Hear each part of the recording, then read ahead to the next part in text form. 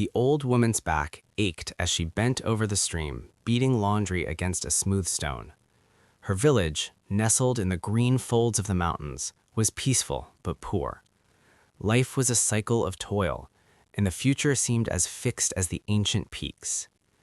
She sighed, a cloud in the cool morning air, and wished, not for the first time, for a spark of something more, a change in the quiet rhythm of her days. Her husband, a kind man with hands gnarled from farming, was working their meager plot. Just a little excitement, she murmured to the rushing water, a purpose beyond survival. As if in answer, a flash of impossible pink caught her eye. Something large and round was bobbing down the swift current. She waded in, her tiredness forgotten, and scooped it up. It was a peach, but unlike any peach she had ever seen. It was enormous, perfectly ripe, and glowed with a faint, warm light, as if it held a sunset within. Thrilled, she carried it home, cradling it like a treasure. "Husband, look what the river gave us." The old man's eyes widened. "It's a blessing. Let's eat it and share its sweetness."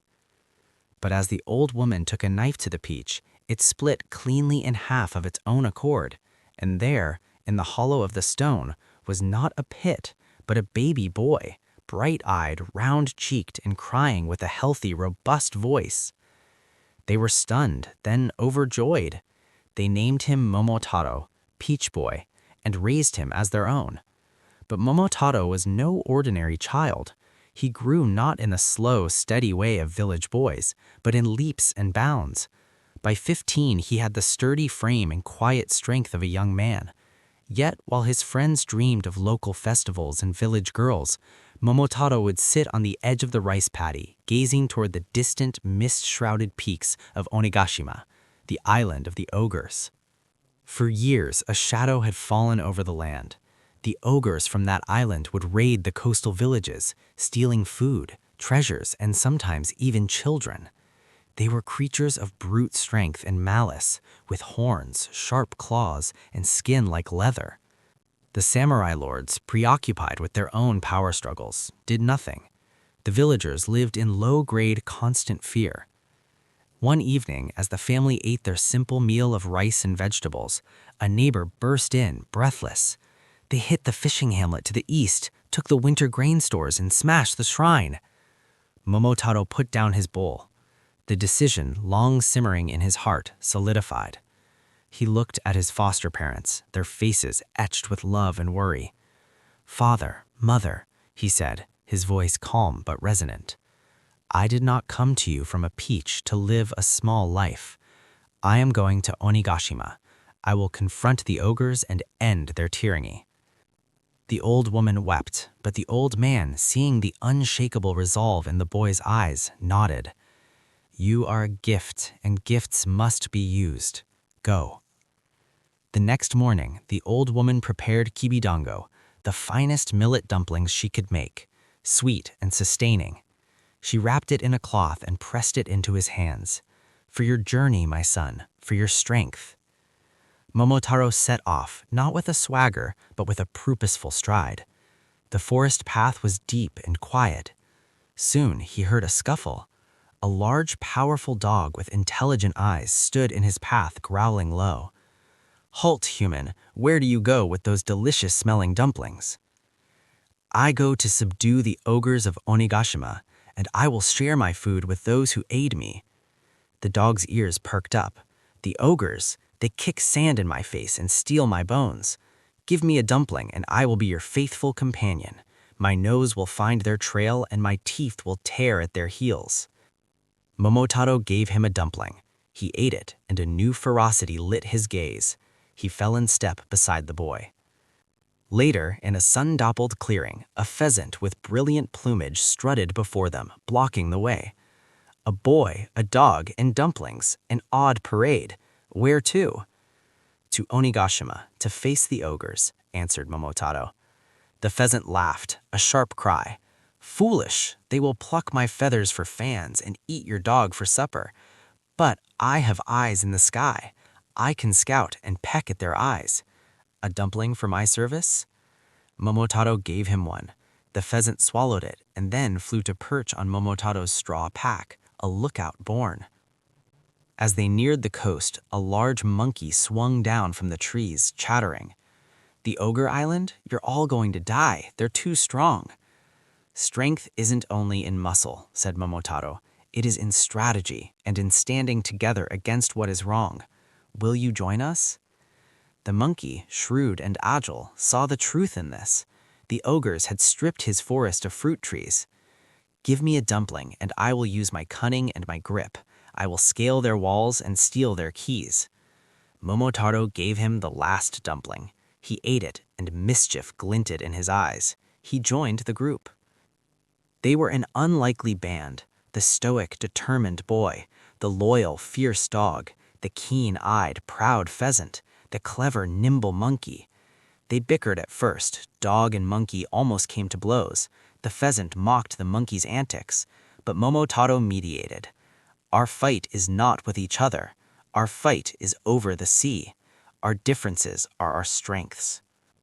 At the shore, they commandeered a small boat. The pheasant flew ahead as a guide. After a long, tense voyage, the jagged cliffs of Onigashima loomed. The ogre fortress, built of black stone, squatted at the top, a bastion of fear. Their plan was Momotaro's, executed by his companions. Under cover of dusk, the monkey, the best climber, scaled the sheer wall, avoiding the torchlit patrols. He found a side gate, slipped the iron bolt, and let the dog in.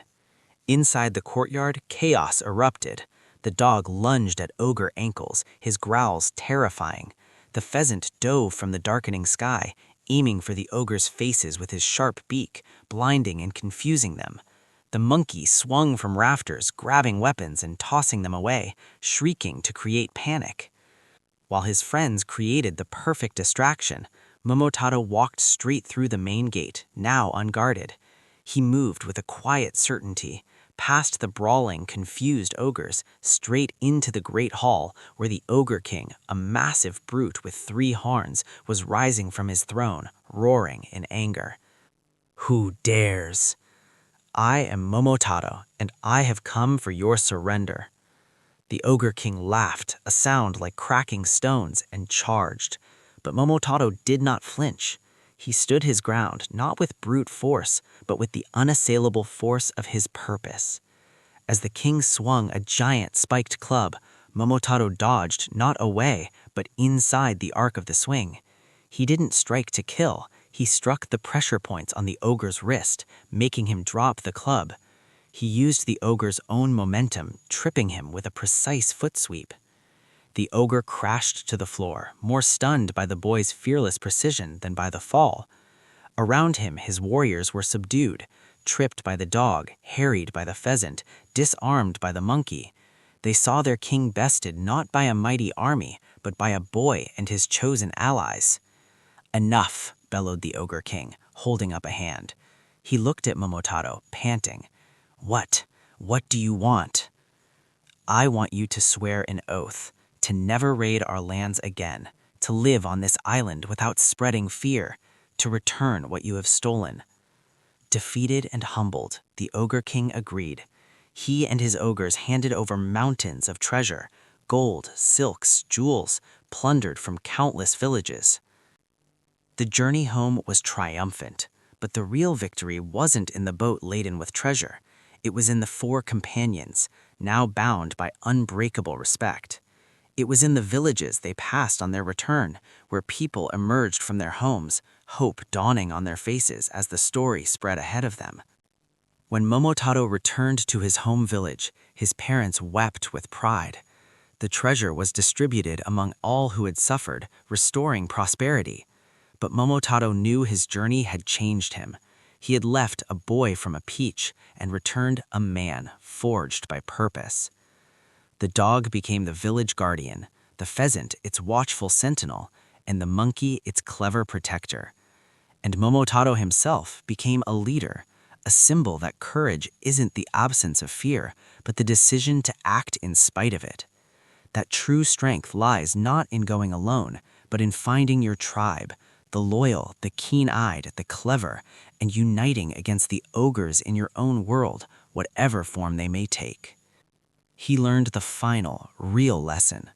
We are not born from where we come, but from the choices we make and the companions we choose on the road.